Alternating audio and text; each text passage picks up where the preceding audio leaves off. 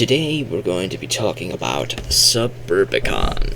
Suburbicon feels like a social satire of the 1950s, blown a little bit to, well, I wouldn't say funny proportions, though they call it smart, funny entertaining, but I didn't find anything in this film funny at all.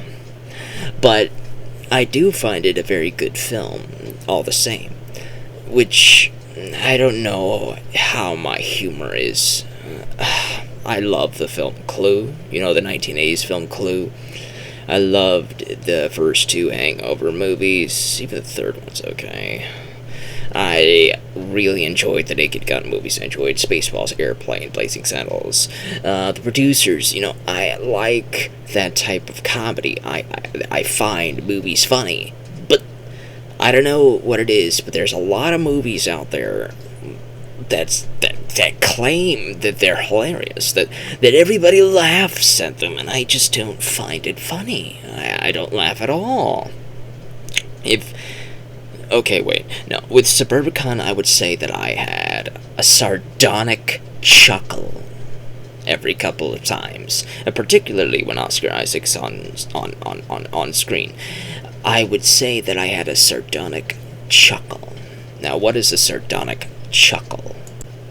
Well, it's a satirical type of chuckle, a cynical chuckle, a scornful, scoffing, trenchant, stinging, dry, tart, that type of chuckle, It's not the type of chuckle that elicits a guffaw, Dick Van Dyke fell down in the Dick Van Dyke Show, that's funny! No, not that type of chuckle, no.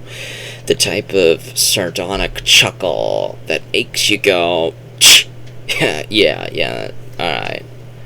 That's that type of chuckle that usually begins with the TCH sound effect, or a yeah, that type of sardonic chuckle. So, I guess you could give this film a little bit of credit for that. It is sardonically chuckle-inducingly entertaining. It is very smart, and it was critically panned, and I did go off on a tangent about comedy, but I don't really feel like going into it, but I guess I'll close that opening tangent with just saying that comedy is the quickest thing to age, but it is also the most subjective medium in entertainment. It means that comedy will age very quickly, but you will also have audiences that love old comedy, that hate new comedy. You will have audiences that hate old comedy, that love new comedy. You will have people that hate both comedies. You'll have people that only like dry wit. You'll find people that only like dark comedies. You'll find people who only like slapstick. It's one of the most subjective mediums in entertainment history. So, my not finding Suburbicon funny does not entail in any way, shape, or form your finding Suburbicon funny or not. So, take that with a grain of sand or whatever. Let's move on from that to the smart part. This takes place in a 50s suburbia. The type of suburban lifestyle in the 50s, the whole advertisements with the ovens, the pots, and the pans, and the refrigerators, and all the pictures of the 50s. You should know that if you know Fallout. Fallout depicted that type of 50s suburbia before the bombs blew everything up.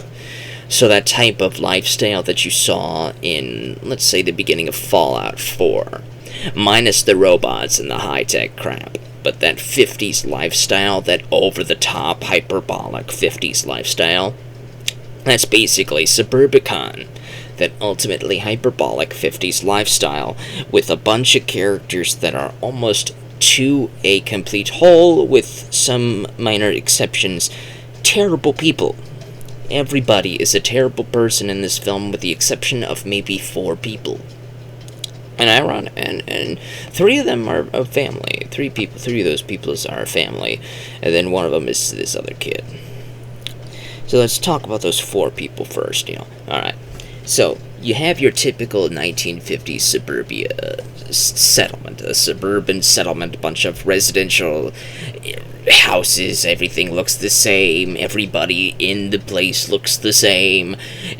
The entire settlement, the entire neighborhood is white, right? There's no minorities at all in this 1950s suburbia idyllic settlement. It's the 50s, man. You know the time period. You know the social satire that I'm about to bring up.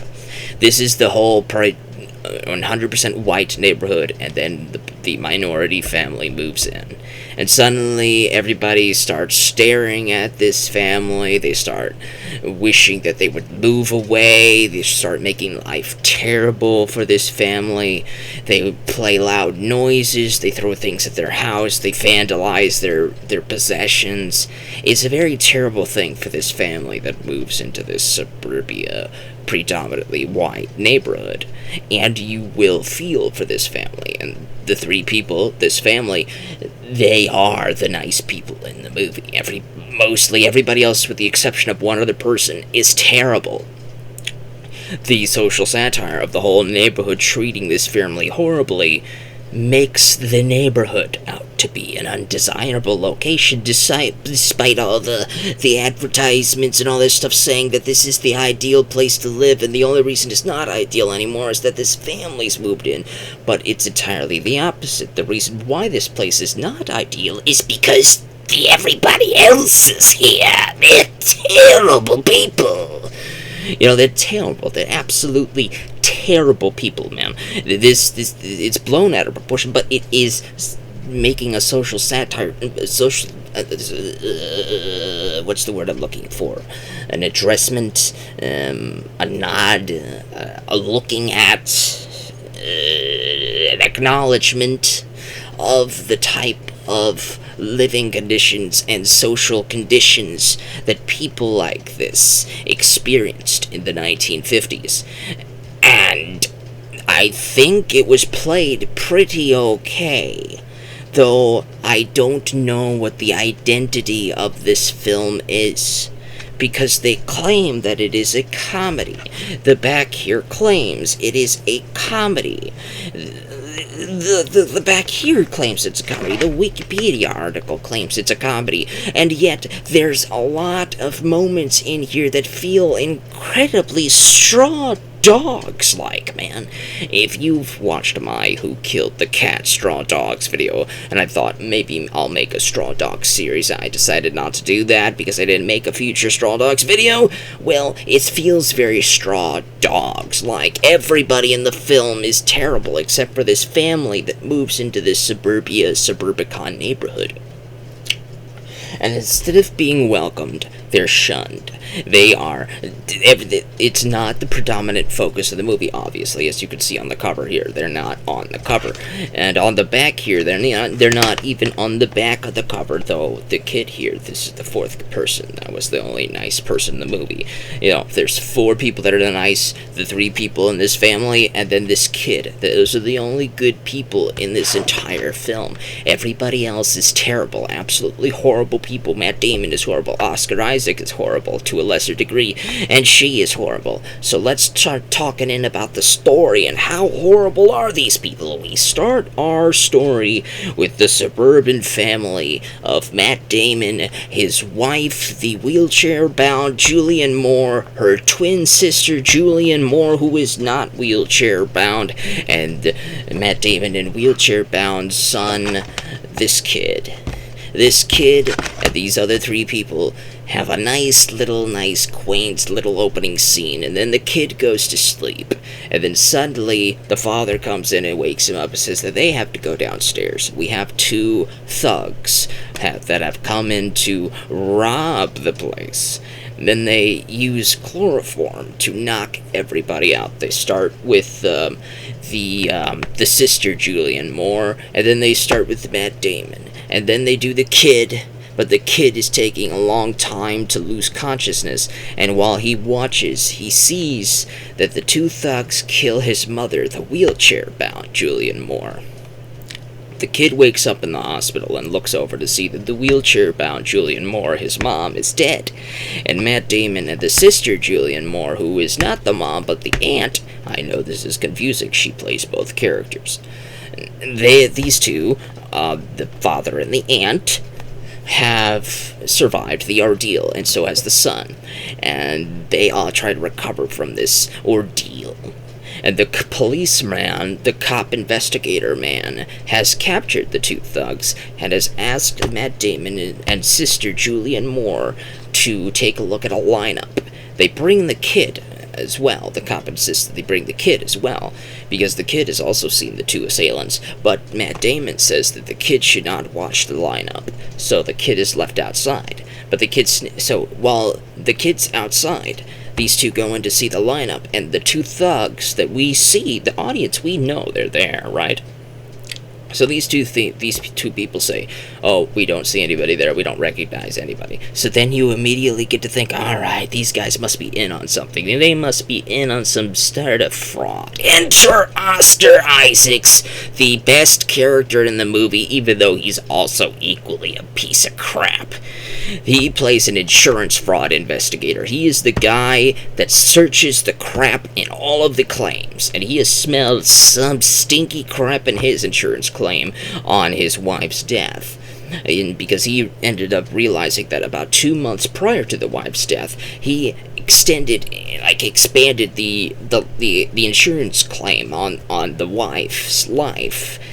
And he smells that might be some stinky stuff, since she just seems to have died. So he thinks that these two killed his wife to take the insurance money, and he seems to think that these two are sleeping together, Matt Damon and the sister Julianne Moore, which actually turns out to be the case, that these two are sleeping together. He is very, very, very close to the mark. He has sniffed it out, and because he sniffed it out, she has to kill him.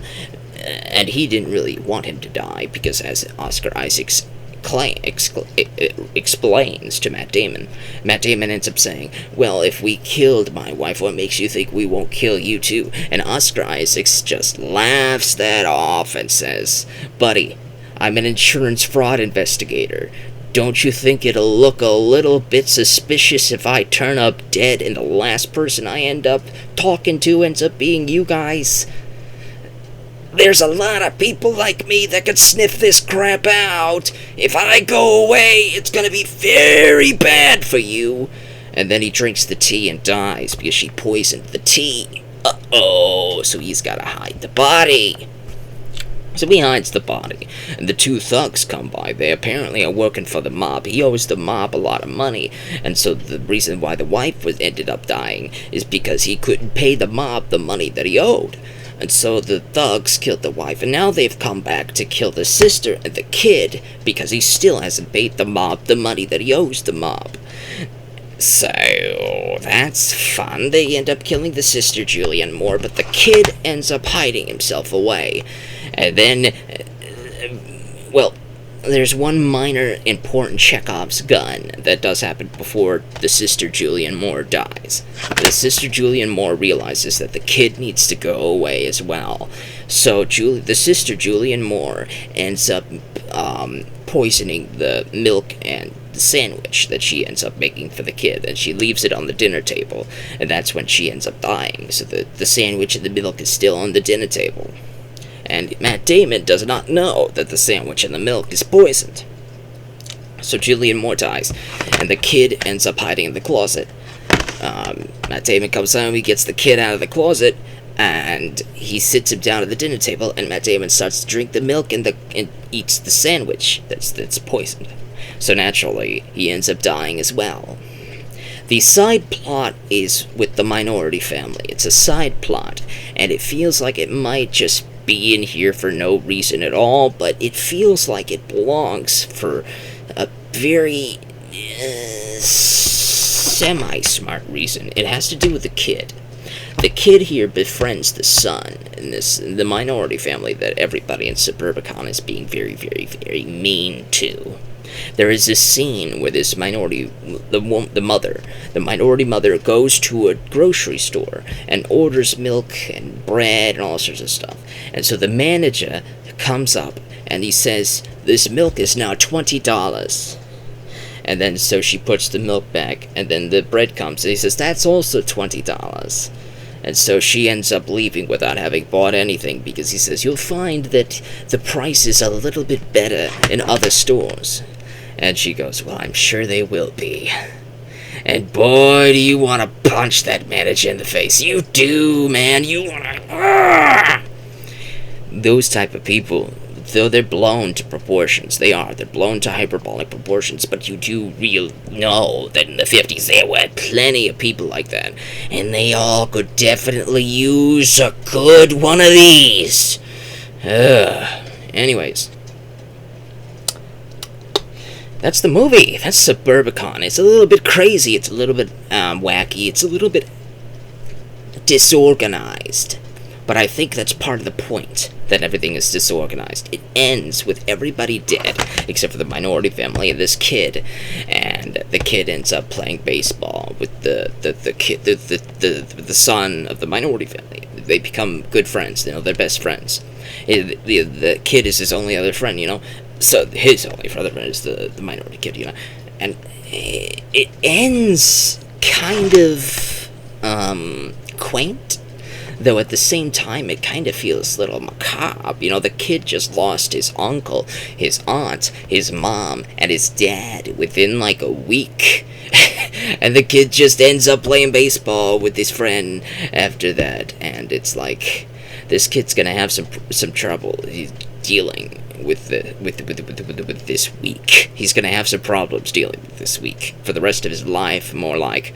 And you just know that once the cops come in, you're gonna find out he's gonna have to tell them the whole story, that everything was Matt Damon's fault. And man, and then they're gonna find Oscar Isaacs in the trunk of a car halfway down the block. It's all over the place. And the funny part is that Matt Damon does not know what he's doing when he's being a bad guy. He does not know what he's doing. And Oscar Isaac's death was a complete accident, so he has to hide the body clumsily, terribly. He knows exactly what this looks like. He's got his shirt completely covered in red, and he's riding a bicycle down the road after hiding Oscar Isaacs in the trunk of his car halfway down the block, hoping that nobody saw him, but somebody saw him, but that somebody who saw them ends up getting run over by a fire truck. And it's pretty wacky, to say the least. Now, would you call it funny? Absolutely. Somebody is probably going to laugh their butt off watching this, man. It just wasn't me. I didn't laugh, but I did sardonically chuckle quite a few times. I didn't guffaw. I didn't lose my self-laughter. But I found a lot of this to be pretty sardonic. I found a lot to be pretty cynical, a cynical take on the 50s. It's not looking back on it nostalgically in any way, shape, or form. It just was a decent movie, and I definitely think it's worth your attention.